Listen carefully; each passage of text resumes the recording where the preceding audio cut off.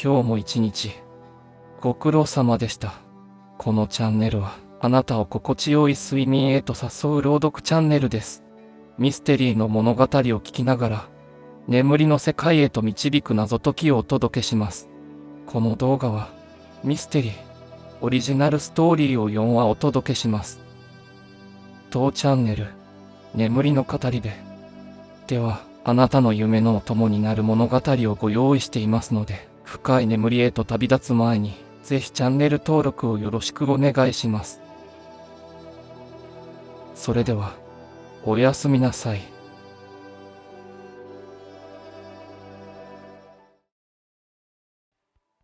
未送信のメッセージ。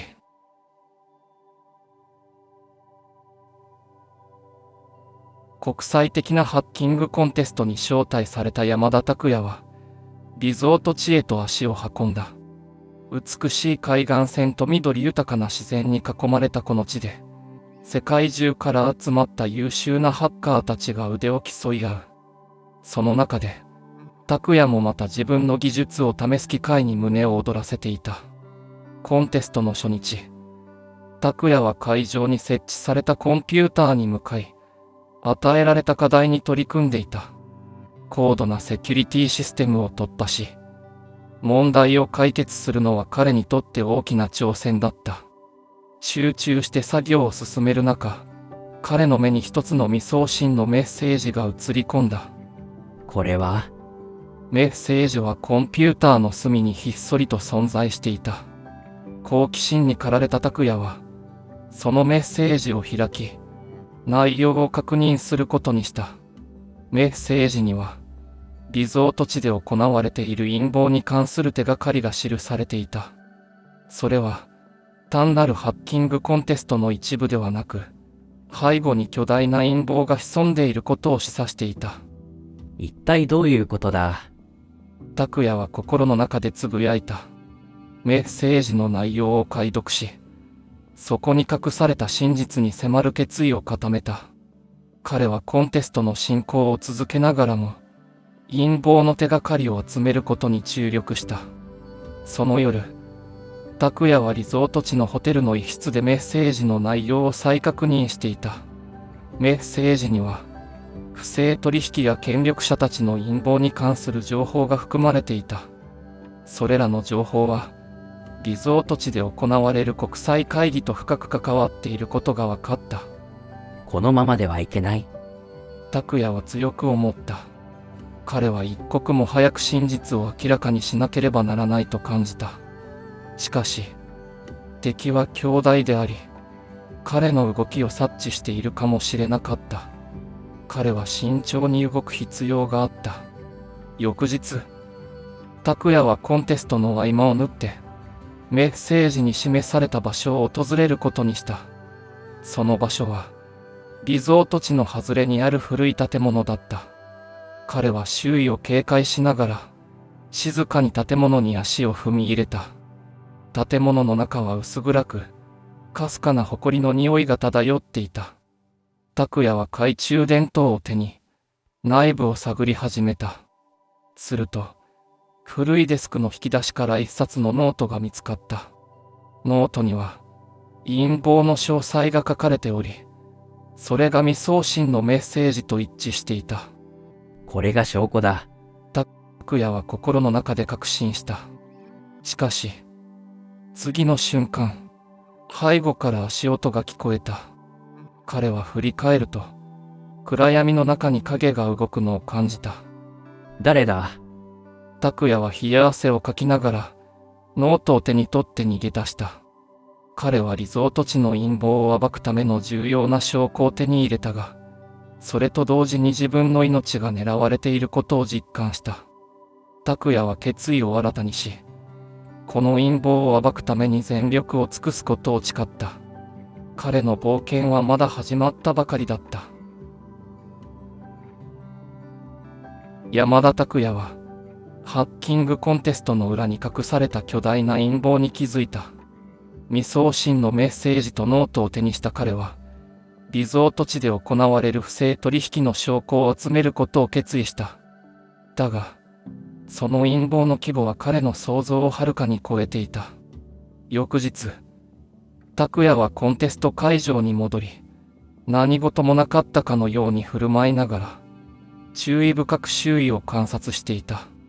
彼の頭の中では、メッセージとノートの内容を整理しながら、次の行動を考えていた。陰謀の背後には、コンテストを利用して何かを隠そうとする勢力がいることは間違いなかった。拓也は、コンテストの参加者たちと話をしながら、彼らの中に協力者がいないかを探った。その中で、一人の参加者が彼の目に留まった。彼は米国から来たハッカーで、非常に優秀だが、どこか不自然な動きをしているように見えた。彼も何か知っているのかもしれない。拓也はそう考え、そのハッカーに接触することにした。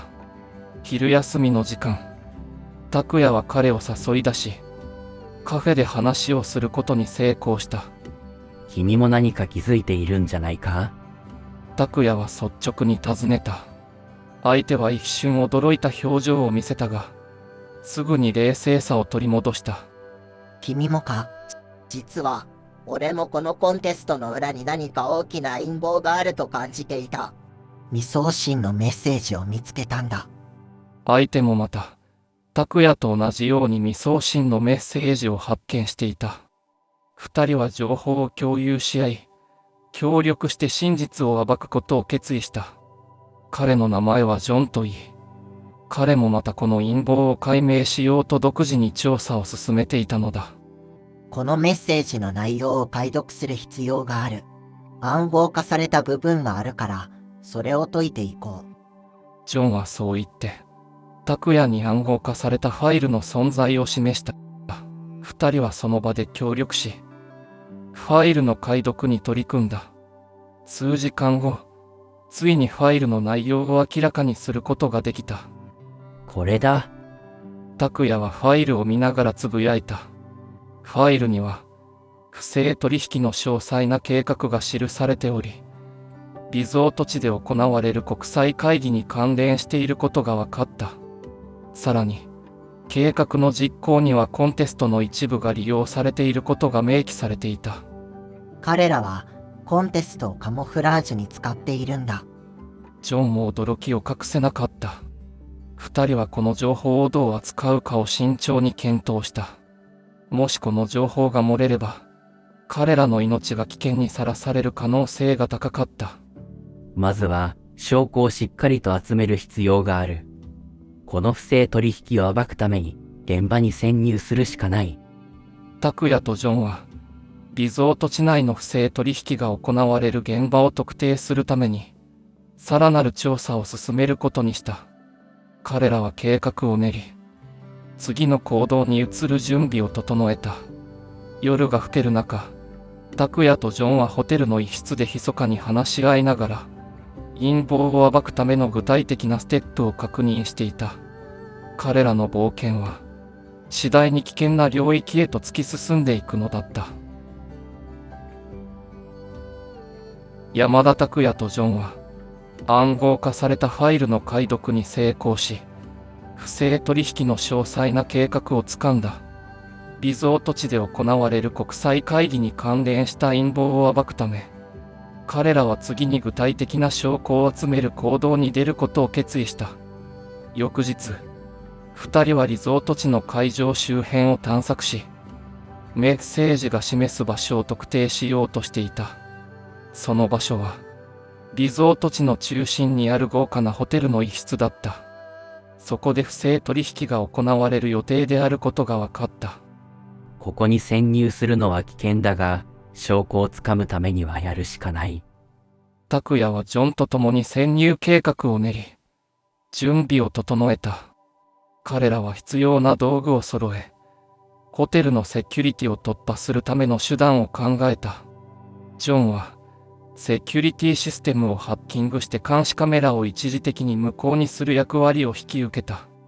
その夜、二人は計画を実行に移した。ホテルの裏口から潜入し、セキュリティを回避しながら目標の部屋に向かう。廊下の静寂が彼らの緊張感を高めていた。カメラは無効にした。今がチャンスだ。ジョンの合図で、拓也はドアを静かに開け、部屋の中に足を踏み入れた。部屋の中は豪華な調度品で飾られ、中央には大きなテーブルが置かれていた。テーブルの上には、取引の詳細が記された書類が散乱していた。これが証拠だ。拓也は急いで書類を手に取り、デジタルカメラで撮影し始めた。しかし、その時、背後から足音が聞こえた。振り返ると、数人の男たちが部屋に入ってきた。彼らは明らかに取引の関係者であり、拓也たちの存在に気づいた。何者だ？男たちの一人が叫び、拓也とジョンに向かって迫ってきた。拓也は急いで書類をカバンに詰め込み、ジョンと共に逃げ出した。廊下を全力で走り、セキュリティを回避しながら外に出る。急げ。早くここから離れるんだ。ジョンの指示で、二人はリゾート地の周辺にある森の中に逃げ込んだ。暗闇の中を進みながら、彼らは息を切らしつつも追っ手を振り切ることに成功した。危なかった。でも、証拠は手に入れた。拓也はカバンの中の書類を確認しながら安堵の表情を浮かべた。ジョンもまた、彼の努力に感謝の意を示した。山田拓也とジョンは、不正取引の証拠を手に入れ、リゾート地の陰謀を暴く準備を整えた。次のステップは、取引が行われる現場に潜入し、さらなる証拠を集めることだった。二人はリゾート地の一角にある豪華な会議室で、不正取引が行われる予定であることを突き止めた。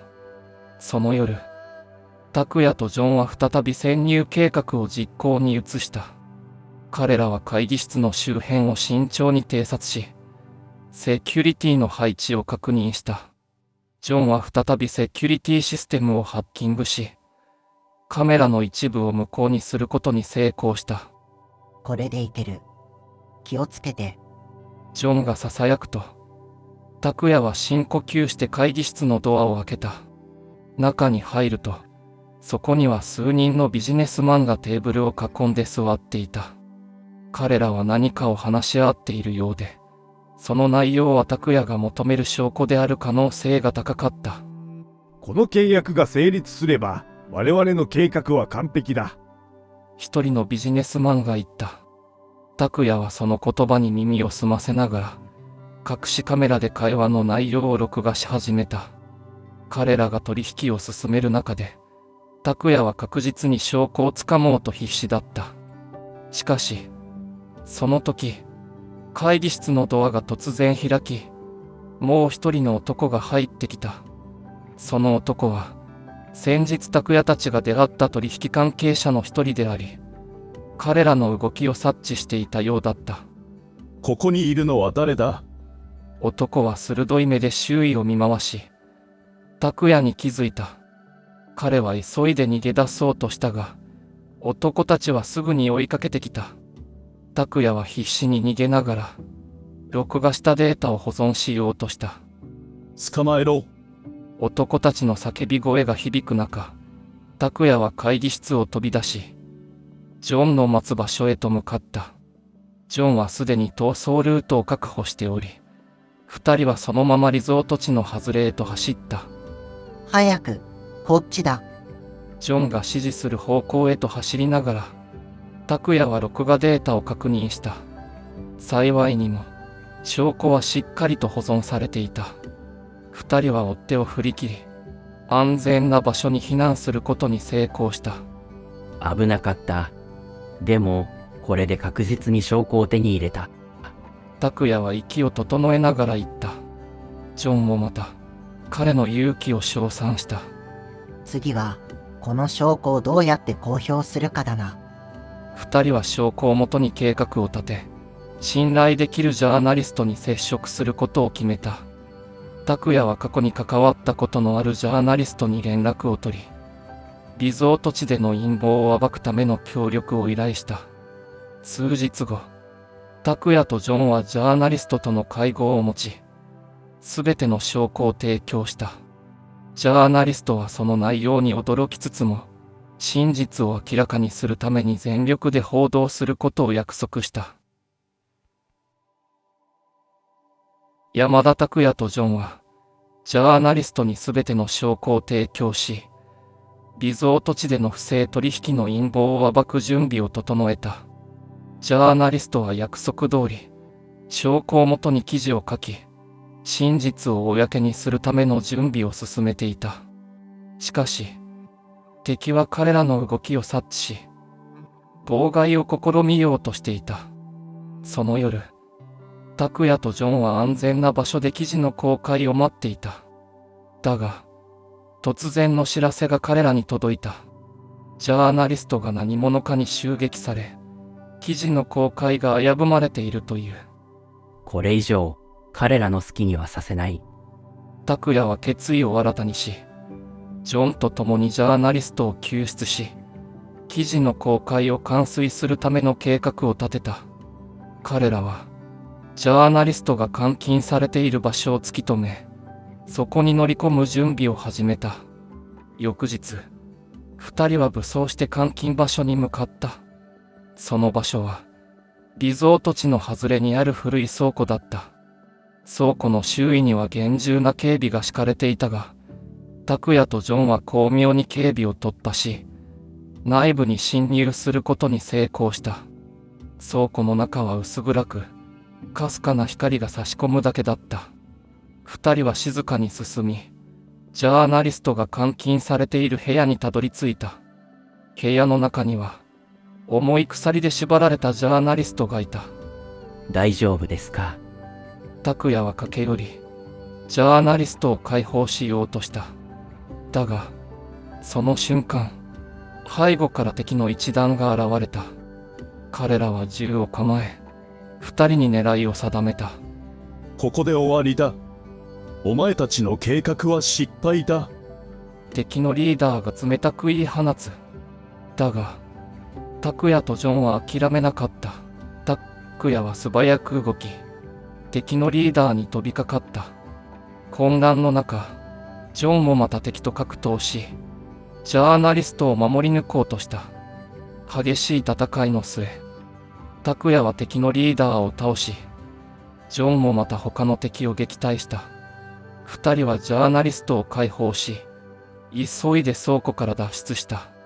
急いで記事を公開しなければ。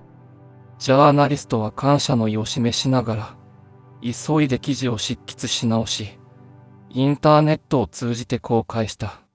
数時間後、リゾート地での陰謀に関する衝撃的な記事が世界中に拡散された。これで全てが明るみに出た。あなたたちのおかげです。ジャーナリストは拓也とジョンに感謝の言葉を述べた。二人は疲れ切っていたが、使命を果たしたことに満足感を覚えた。数日後、リゾート地の陰謀は全面的に暴露され、関係者たちは次々と逮捕された。拓也とジョンは英雄として称えられ、彼らの勇気と努力は多くの人々に感謝された。これで、また新たな日常が始まるな。拓也はジョンに微笑みかけた。二人はこれからも真実を追い求め、正義を守るために行動し続けることを誓った。リゾート地には再び平和が訪れ、彼らの冒険は新たな一歩を踏み出すこととなった。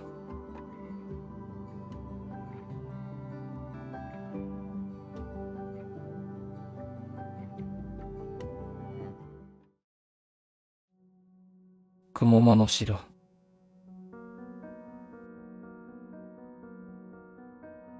東堂明美は、山間にそびえる古い城の取材のために、その場所を訪れた。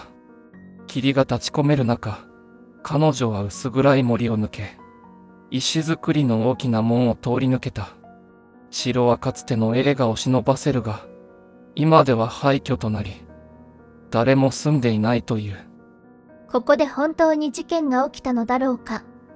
明美は心の中でつぶやきながら、カメラを構え、城の内部を撮影し始めた。廊下を歩いていると、彼女の視界に白い影が映り込んだ。振り向くと、そこには白い服を着た女性が立っていた。彼女は一瞬、驚いて立ち尽くしたが、次の瞬間にはその女性の姿は消えていた。誰？不安と好奇心が交錯する中、明美は女性の行方を追いかけることにした。古い階段を登り、薄暗い廊下を進んでいく。途中、廃墟となった部屋の扉が開いているのに気づき、そこに足を踏み入れた。部屋の中には、埃をかぶった古い家具や本が散乱していた。明美は慎重に部屋を調べ始めたが、その時、背後から何かが動く音が聞こえた。振り向くと、再び白い服の女性が現れ、彼女に向かって手を差し伸べていた。助けて。女性のか細い声が、明美の耳に届いた。その瞬間、女性は再び消え去り、部屋の静寂が戻った。明美はその場に立ち尽くしながら、女性が訴えようとしていることの意味を考えた。一体何が？彼女はその場を離れ、城の他の部分を調査することにした。すると、古びた絨毯の下に隠された秘密の扉を発見した。扉を開けると、そこにはさらに奥へと続く狭い階段があった。ここに何かがあるに違いない。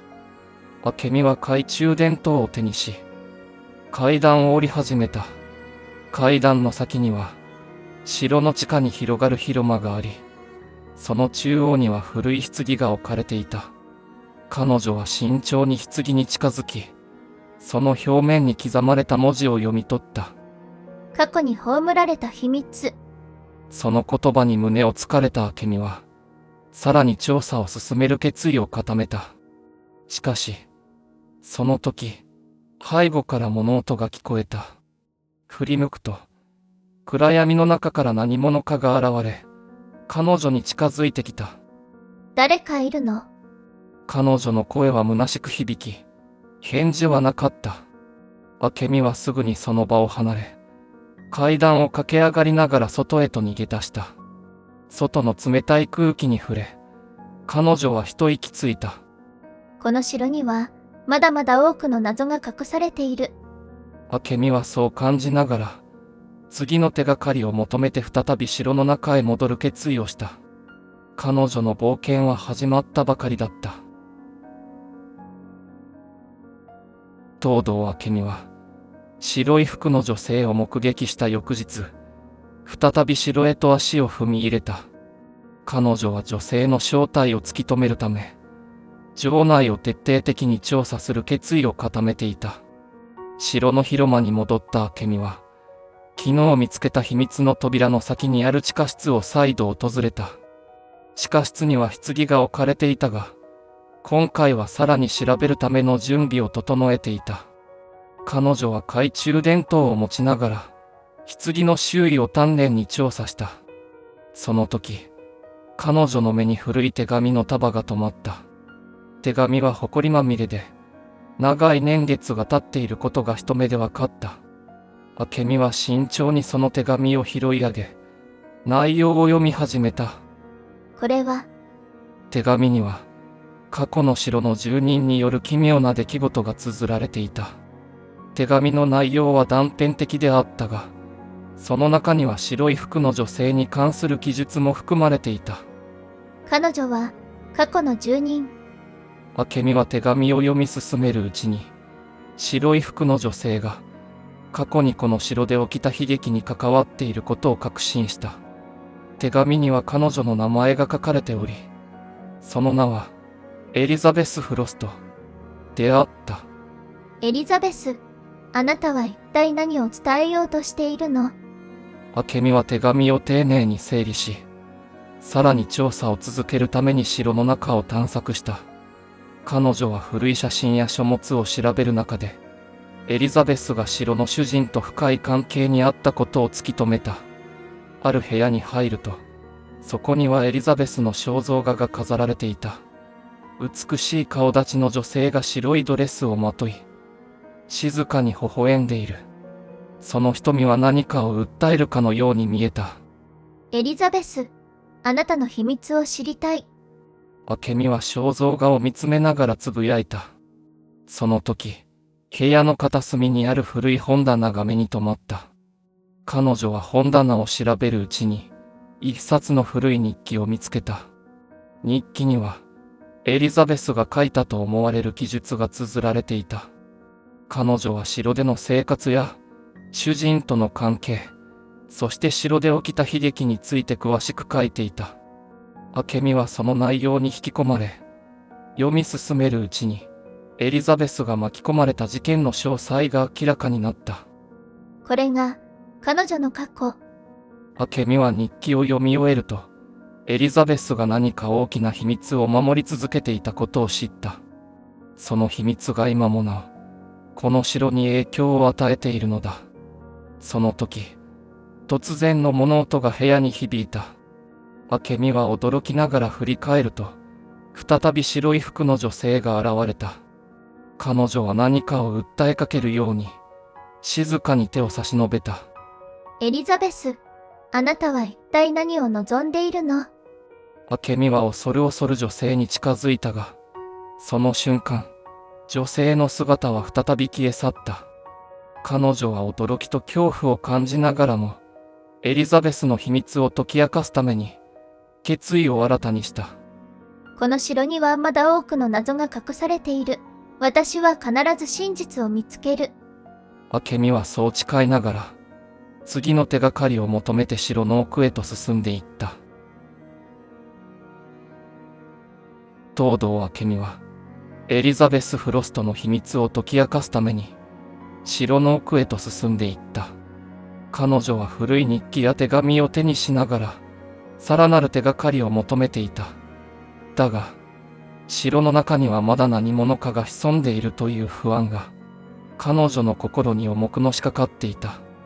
ある日、明美が城の廊下を歩いていると、背後から足音が聞こえた。振り返ると、誰もいない。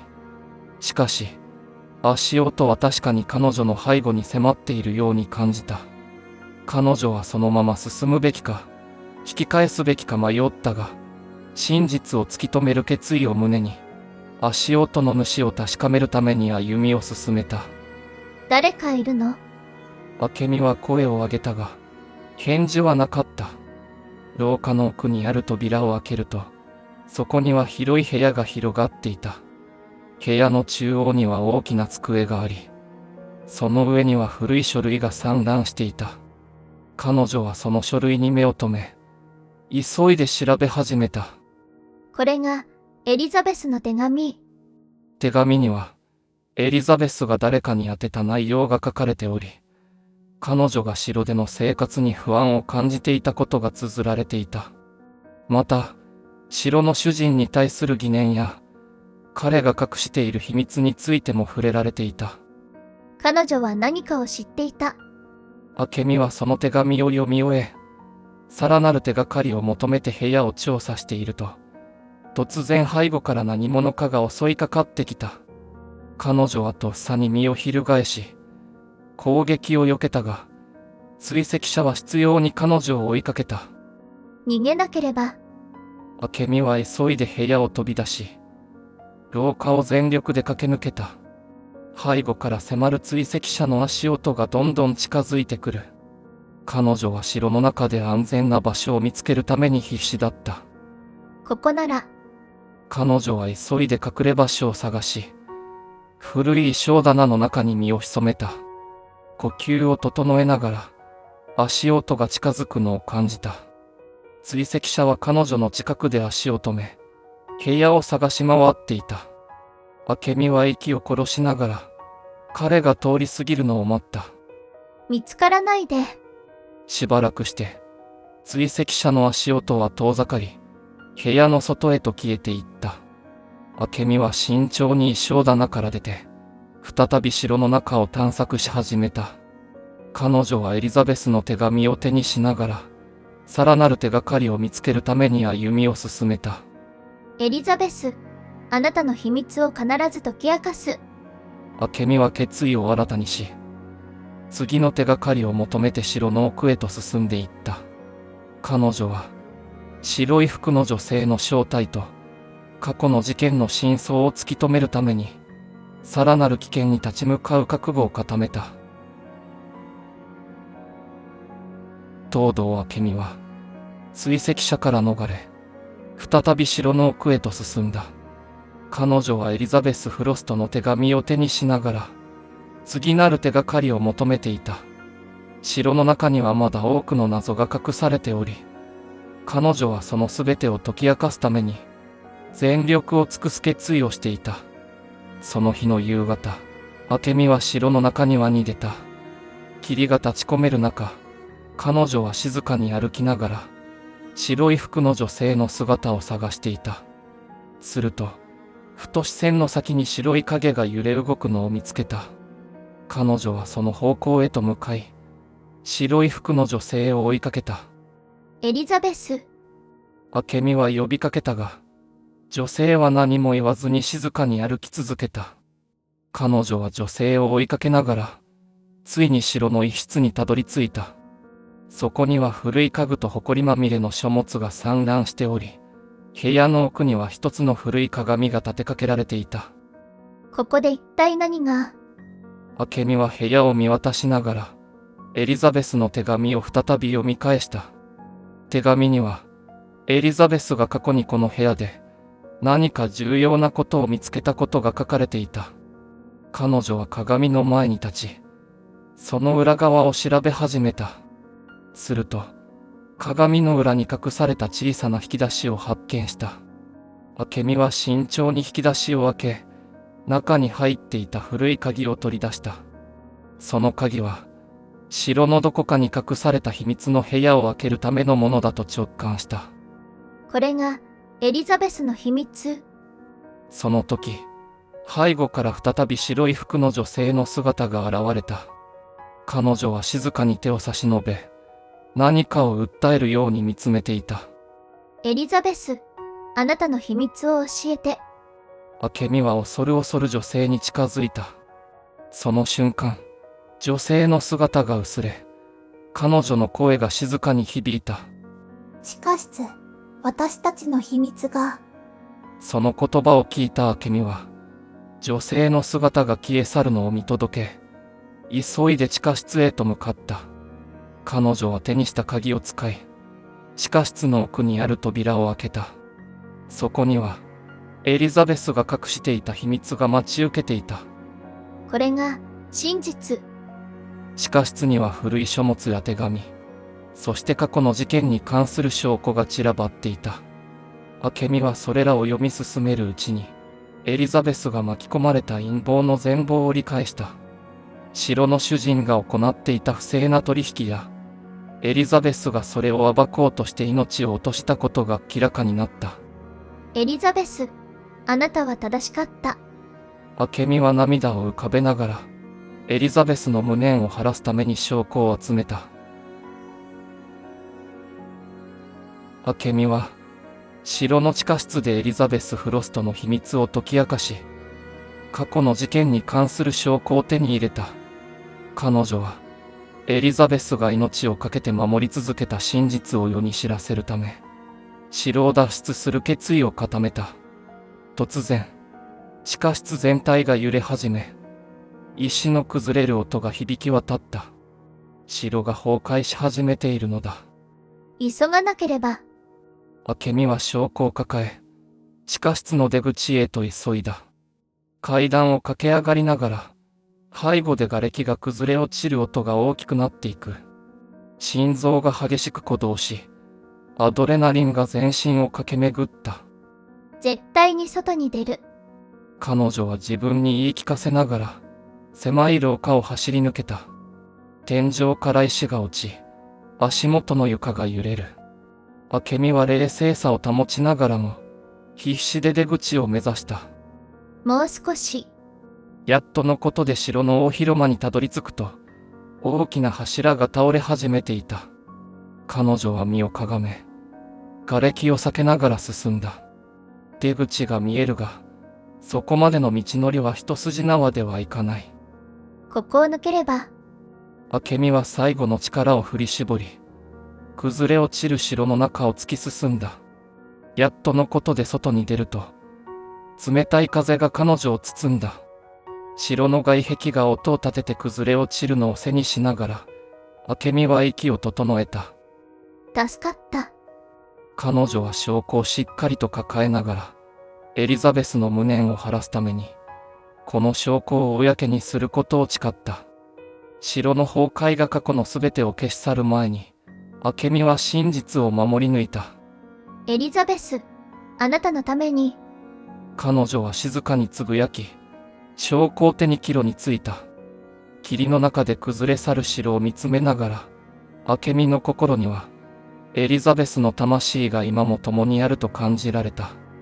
真実は消え去ることなく、明美の手によって世に広められる日を待っていた。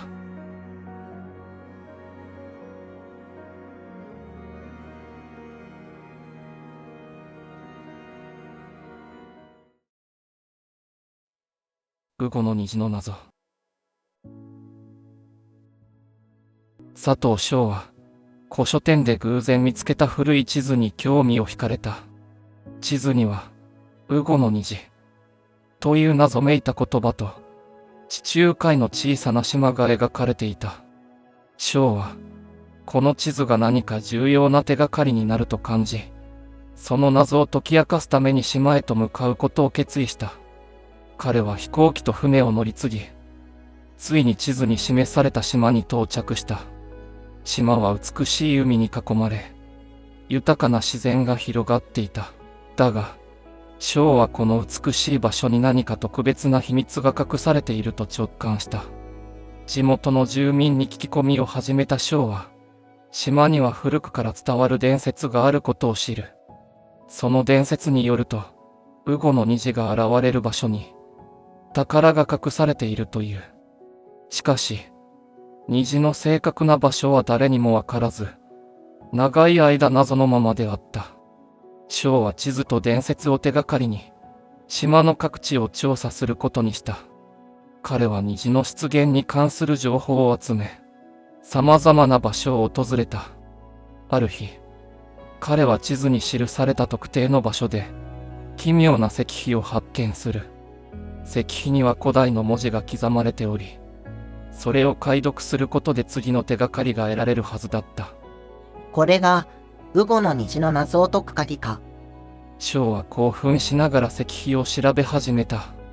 その時、背後から誰かの気配を感じた。振り返ると、そこには同じ宝を狙うライバルが立っていた。君もこの宝を狙っているのか。ライバルは微笑みながら問いかけた。翔は警戒しつつも、ライバルとの対決を避けられないことを悟った。二人は協力しながらも競い合い、ウゴの虹の謎を解き明かすための冒険を続けることになった。佐藤翔とライバルは、島に伝わるウゴの虹の伝説をもとに調査を進めていた。地元の住民から話を聞くと、虹が現れる場所には古代の宝が隠されていると言われているが、正確な場所は誰も知らないという。この島にはいくつかの伝説が伝わっていますが、その中でも、ウゴの虹にまつわる話は最も神秘的です。と、島の長老が語った。伝説によれば、虹が現れるのは特定の条件が揃った時だけで、その場所には古代の財宝が眠っているそうです。翔は長老からの話を聞き、地図に記された場所と照らし合わせながら、調査を続けることにした。ライバルもまた、同じ情報をもとに調査を進めていた。二人は協力しながらも競い合い、宝のありかを目指す。ある日、翔は地図の指す場所で、古い洞窟を発見した。洞窟の入り口には、苔むした石の扉が立ちはだかっていた。翔は慎重に扉を押し開け、中に足を踏み入れた。洞窟の中は暗く、湿った空気が漂っていた。ここに何かがある。翔は懐中電灯を手にしながら、洞窟の奥へと進んでいった。壁には古代の絵や文字が描かれており、それらが宝の手がかりとなることを期待した。すると、奥の方で何かが光っているのに気づいた。これは、彼が近づくと、そこには古代の遺物が置かれていた。それは古びた石板で、虹にまつわる謎が刻まれていた。ショーは石板を慎重に調べ、その内容を解読し始めた。虹が現れるのは、特定の条件が揃った時か。石板には、虹が現れるための条件が詳細に書かれていた。ショーはその条件をもとに、次の手がかりを見つけることを決意した。その時、背後からライバルの声が聞こえた。何を見つけたんだ、佐藤。ショーは振り返り、ライバルに石板のことを伝えた。ライバルもまた、その情報に興味を示し、二人は再び協力して虹の謎を解き明かすことにした。この条件を満たす場所を探そう。二人は石板に記された条件をもとに、島の各地を調査することにした。彼らは地元の住民や自然現象を観察しながら、虹が現れる場所を特定しようとした。ある日、嵐が過ぎ去り、雨が止んだ後、二人はついに虹が現れる瞬間を目撃した。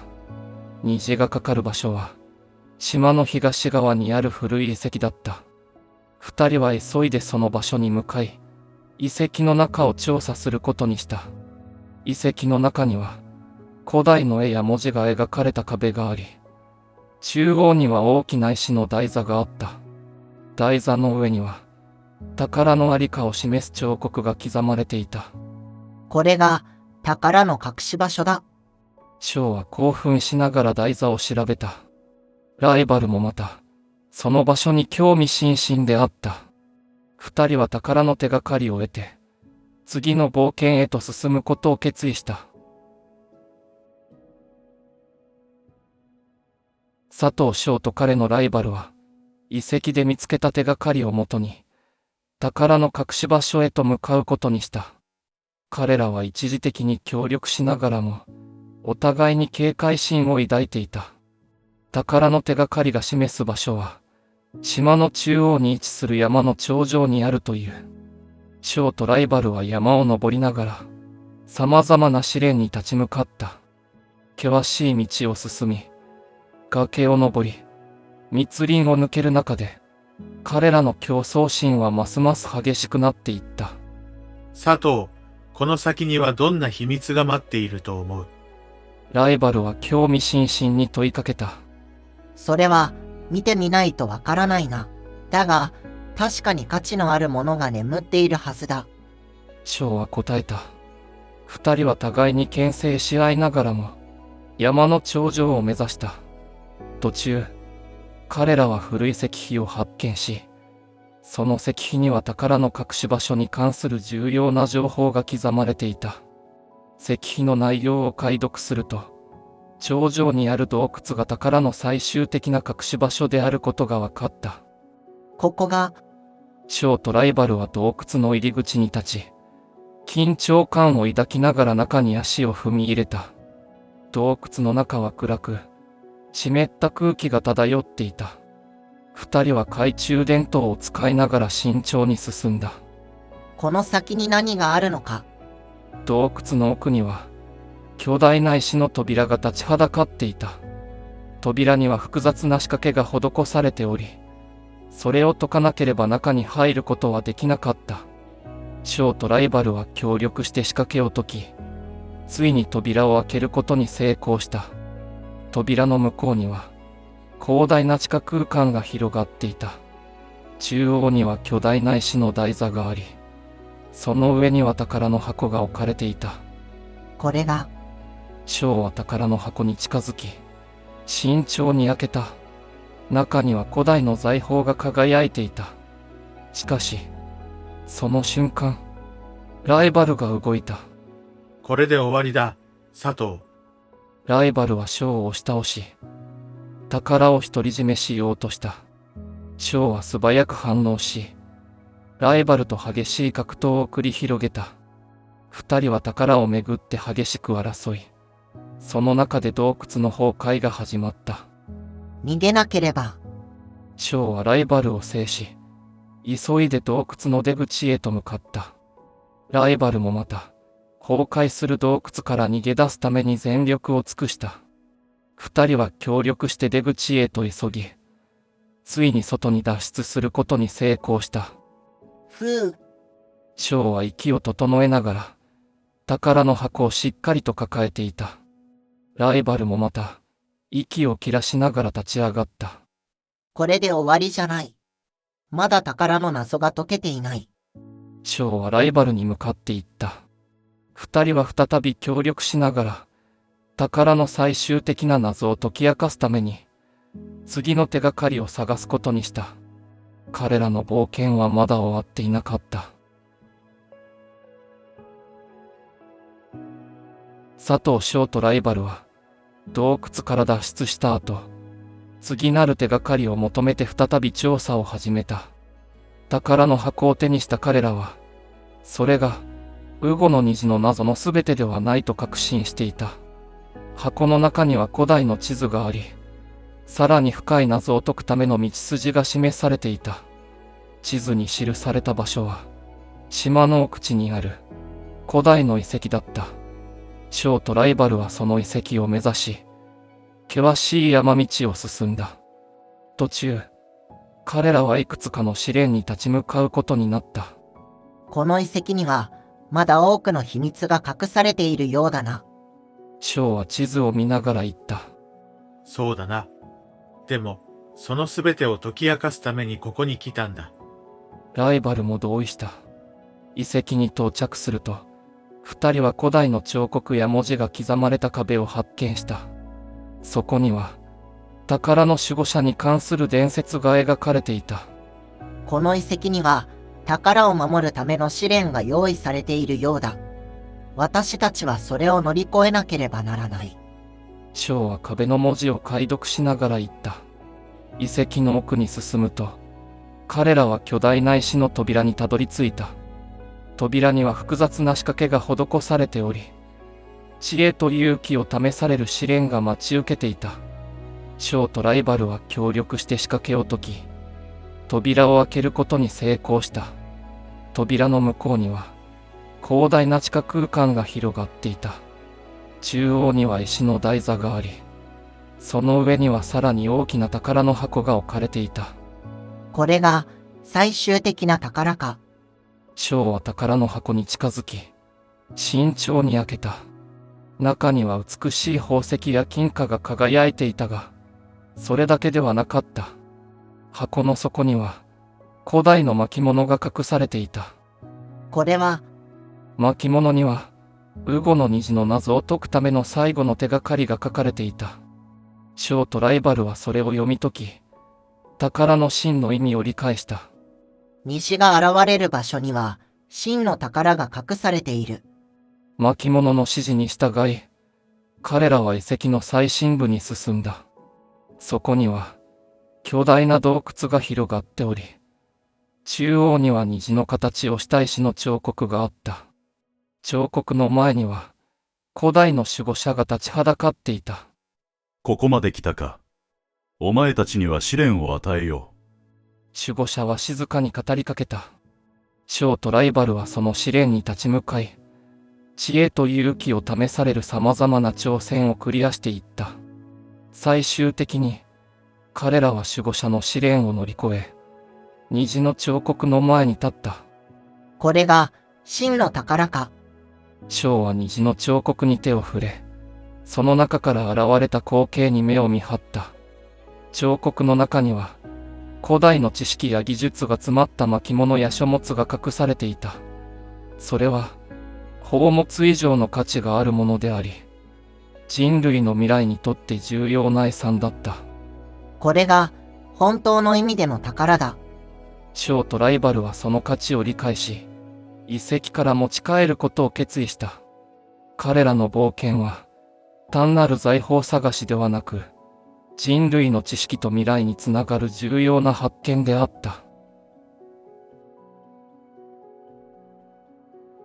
佐藤翔とライバルは、古代の知識と技術が詰まった巻物や書物を手に、遺跡から持ち帰ることを決意した。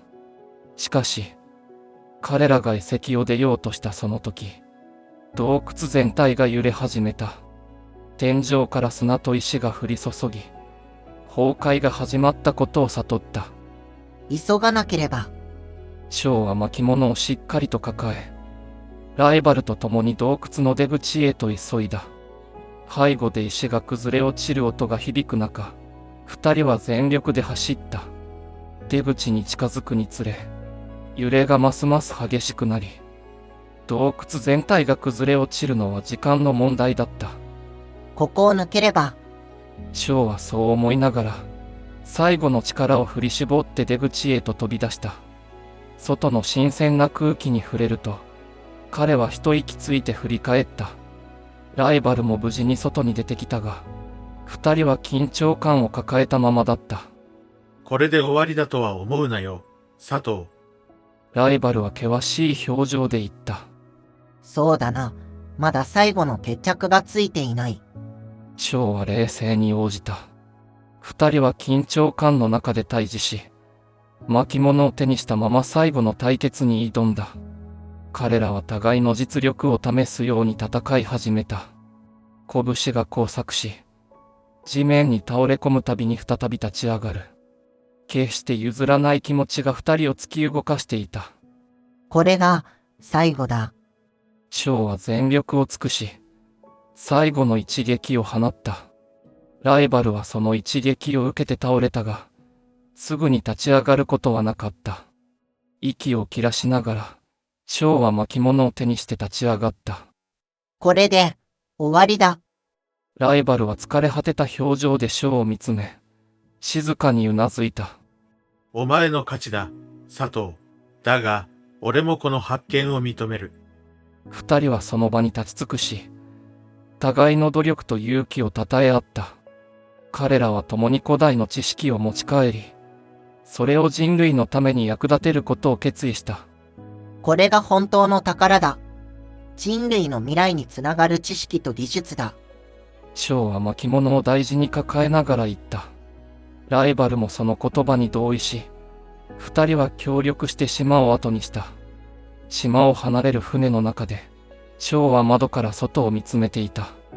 突然、空に美しい虹が現れた。それはまるで、彼らの冒険を祝福するかのようだった。ウゴの虹の謎。それは、この宝を見つけるための導きだったんだ。翔はそうつぶやきながら、虹の美しさに感動した。彼の心には、未来への希望と冒険の喜びが溢れていた。彼らの発見は、人類の歴史に新たな光をもたらすことだろう。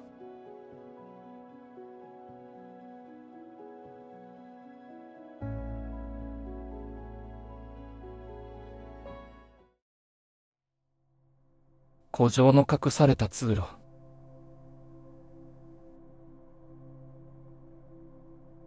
霧に煙る古城は、威厳を保ちながら長い時を刻んでいた。歴史学者アレックス・ミラーは、古城調査の依頼を受け、霧の谷へ向かった。白母、霧に包まれた古城は、神秘的な雰囲気を漂わせていた。ようこそ、アレックス先生。城の入り口で出迎えたのは、年老いた管理人だった。彼はアレックスに握手を求め、深い手話の刻まれた顔で微笑んだ。ここが例の古城です。多くの歴史を秘めていますが、最近はほとんど訪れる者がいません。アレックスはうなずき、管理人に続いて城内へ足を踏み入れた。内部は広く、古びた家具や絵画が並んでいた。壁には年代物の燭台がかかり、薄暗い光がぼんやりと照らしていた。ところで、管理人さん、この城には地下にまつわる不気味な噂があると聞きましたが。管理人は少し戸惑った様子でアレックスを見つめた。ええ、確かにその通りです。地下には隠された通路があると言われていますが、長年誰も見つけられていません。しかし、最近地下から奇妙な音が聞こえることがあります。その言葉にアレックスの興味は一層深まった。彼は管理人に案内を頼み、地下への道を探し始めた。ここが地下への階段です。慎重に進んでください。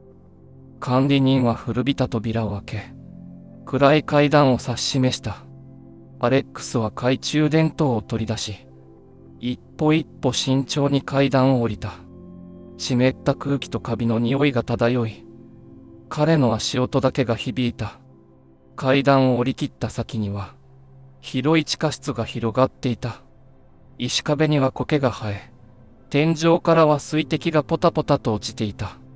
アレックスは周囲を見渡し、何か手がかりがないか探し始めた。その時、遠くからかすかな音が聞こえた。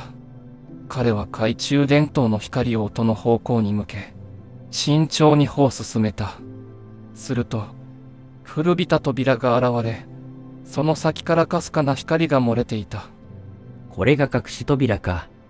アレックスは扉に手をかけ、慎重に開けようと試みた。しかし、扉は固く閉ざされており、簡単には開かなかった。彼は管理人の元へ戻り、再び協力を求めることにした。管理人さん、隠し扉を見つけました。しかし、固く閉ざされています。一緒に開ける手段を考えましょう。こうして、アレックスと管理人の古城探索は本格的に始まった。彼らがこの城の秘密を解き明かすまでの旅路は、まだ始まったばかりだった。アレックスと管理人は、隠し扉の前で立ち止まった。どうやら特別な仕掛けが必要なようですね。管理人がつぶやいた。アレックスは扉の周囲を調べ始めた。壁には古いシンボルが刻まれており、それが何かの手がかりになると直感した。彼は管理人と共にシンボルを解読し、次第に謎の全貌が見えてきた。このシンボルは、特定の順序で押すと扉が開くようです。管理人はうなずき、二人で手分けしてシンボルを押し始めた。しばらくすると、扉が低い音を立てて開き始めた。薄暗い光が差し込む中、二人は互いに顔を見合わせ、いよいよ道の地下通路へと足を踏み入れた。通路は狭く、湿った空気が充満していた。壁には古いランプが取り付けられており、それらをつけて進むことにした。ランプの淡い光が、通路の奥深くまで伸びていった。気をつけて進みましょう。何が待っているかわかりませんから。アレックスは懐中電灯を片手に、慎重に歩を進めた。管理人もその後に続き、二人は慎重に足を運んだ。通路はまるで迷路のように入り組んでおり、時折不気味な音が響いた。やがて、二人は広い地下室にたどり着いた。そこには古い彫像や家具が散らばっており、まるで時が止まったかのような光景が広がっていた。ここは一体。アレックスは驚きの声を漏らしながら、周囲を見渡した。管理人も同様に、目を見開いてその場に立ち尽くした。見てください、あの宝箱を。管理人が指さした先には、古びた宝箱が置かれていた。アレックスはそれに近づき、慎重に開けてみることにした。箱の中には、古い文書や地図が収められていた。これは、城の地図ですね。隠された部屋への手がかりが記されているようです。アレックスは文書を広げ、詳細に目を通した。管理人もそれに見入り、二人は地図をもとにさらに探索を続けることにした。地図には、地下通路の奥に隠された部屋の位置が示されていた。二人は再び通路に戻り、地図を頼りに進んだ。暗く湿った通路を進む中で、彼らは次第にその目的地に近づいていった。ここが、地図に示された部屋ですね。二人は立ち止まり、重厚な扉の前に立った。アレックスは扉に手をかけ、慎重に開けると、そこには驚くべき光景が広がっていた。この部屋にはまだ誰も足を踏み入れたことがないようですね。管理人がそう言うと、アレックスは静かにうなずいた。彼らはゆっくりと部屋の中に足を踏み入れ、城の秘密を解き明かすための次なる手がかりを探し始めた。部屋の中央には、さらに奥へと続く階段があった。二人は顔を見合わせ、その先に何が待っているのかを胸に秘めながら、階段を降りていく決意を固めた。古城の謎は、まだその全貌を見せていないのだった。アレックスと管理人は、広い地下室で見つけた宝箱を開けた。中には、古い文書や巻物がぎっしりと詰まっていた。見てください、この文書。アレックスが巻物を取り出し、その内容を読み始めた。巻物には、この城に関する詳細な記述があり、その中でも特に重要なのは、隠された財宝の手がかりだった。ここに書かれている地図は、城の最も重要な部屋への道を示しています。管理人も巻物を覗き込み、二人は地図をもとにさらに奥へ進むことに決めた。巻物の地図は、城の最奥部にある秘密の部屋を示していた。その部屋には、城の持つ真の目的と、隠された財宝があるとされていた。再び迷宮の通路を進む中、二人は注意深く地図を確認しながら歩を進めた。薄暗い光と湿った空気が、不気味な雰囲気を一層引き立てていた。ここが地図に記された隠し部屋の入り口のはずです。アレックスは壁に描かれたシンボルを指さし、管理人と共にそのシンボルを押してみた。すると、壁が音を立てて開き、隠し部屋が姿を現した。二人は息を飲みながら部屋に足を踏み入れた。隠し部屋の中には、さらに古いアーティファクトが並んでいた。石板や彫像、そしてまたもや宝箱が目に飛び込んできた。アレックスは慎重に石板を手に取り、その文字を読み解こうとした。この石板には、古城の持ち主に関する情報が書かれています。どうやら、この城はかつて偉大な王のものだったようです。管理人も興味深そうに石板を覗き込み、二人で解読を続けた。やがて、石板の一部に隠された手がかりが浮かび上がった。それは、さらに奥に隠された秘密の場所を示すものだった。これで、次の目的地がわかりましたね。アレックスは石板を元の場所に戻し、再び地図を確認した。隠された部屋の奥には、さらに重要な手がかりが眠っているに違いない。二人は新たな手がかりを頼りに、迷宮の奥深くへと進んでいった。これから先はより一層注意が必要ですね。管理人がそう言うと、アレックスも同意してうなずいた。二人は足を踏みしめながら進み、次なる発見への期待を胸に秘めていた。城の謎は少しずつ解き明かされていくが、その全貌はまだ見えてこない。彼らの冒険は、まだ続くのだった。重厚な扉がきしみを上げながらゆっくりと開いた。その先には広大な地下室が広がり、石造りの階段を降りた二人の前に、古代の絵画や彫刻が並ぶ壮大な空間が姿を現した。薄暗い光が燭台に揺らめき、長い時を経てきたアーティファクトが静かに鎮座していた。中央にひときわ目を引く大きな宝箱があり、アレックスと管理人はそれに引き寄せられるように近づいた。もう後戻りはできないな。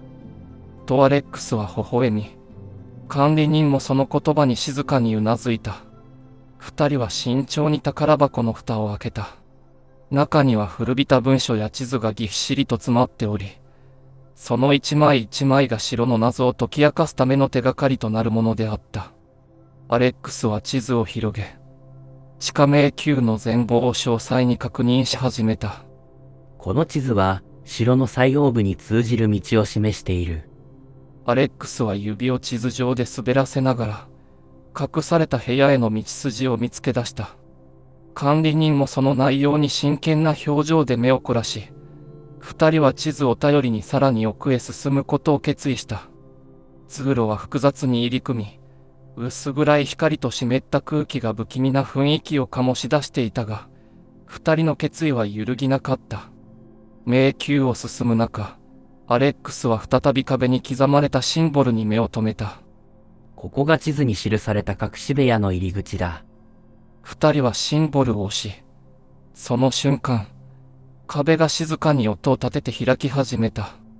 隠された部屋の中は、さらに古いアーティファクトで埋め尽くされていた。アレックスは石板を手に取り、そこに刻まれた古代文字を慎重に読み解いた。この石板には、かつてこの城を所有していた偉大な王に関する情報が記されているようだ。管理人も石板に見入り、二人でさらに解読を進めていく中、石板の一部に隠された手がかりが浮かび上がってきた。それは、さらに奥深くに隠された秘密の場所を示していた。次の目的地が見つかったな。とアレックスは石板を元の場所に戻し、再び地図を確認した。二人は新たな手がかりを頼りに、迷宮のさらに奥深くへと進んでいった。ここから先はより一層注意が必要だ。管理人がそう言うと、アレックスも同意して静かにうなずいた。二人は緊張感を胸に秘めながら、次なる発見への期待を胸に、足を踏みしめながら前進した。城の謎は少しずつ解き明かされていくが、その全貌は依然として深い闇に包まれていた。二人は、発見したアーティファクトを前に、その歴史を探るための調査を開始した。アレックスは古い文章を一つ一つ読み解き、ついにその真の価値に気づく。これは単なる品ではない。歴史を伝えるアーティファクトだ。とアレックスが静かに語る。それは、かつて王国の繁栄と平和を象徴する重要なものであった。その言葉に、管理人も驚きを隠せなかった。これが城の真の財宝なのか。と、管理人は驚愕の表情を見せる。二人は文書を頼りに、慎重に部屋を調査していった。そこには、古代のアーティファクトが美しい状態で保存されており、いずれも重要な歴史的意味を持つものであった。アレックスは一つ一つの品を丁寧に確認しながら、その意義を再確認していく。そして、満足げに微笑むと、城の謎は解けた。と告げた。管理人も、アレックスの言葉にうなずきながら、財宝の真の価値を理解し、これを後世に伝える使命感を新たに胸に抱いた。城に秘められた秘密は、ついにその全貌を表し、二人の前に姿を現したのだ。調査を終えた二人は、城の外へと足を向けた。霧の谷を見渡しながら、背後に控える城を一列すると、長い間眠っていたその秘密が、新たな光を放って輝いているのを感じた。これで終わりだ。と、アレックスが静かに言う。その言葉に、管理人も微笑み返す。この城の真実を明らかにできて、本当に良かった。と感慨深く語った。二人は一礼し、静かに霧の谷を後にした。城の秘密と財宝は、未来への希望の象徴として、これからも輝き続けるであろう。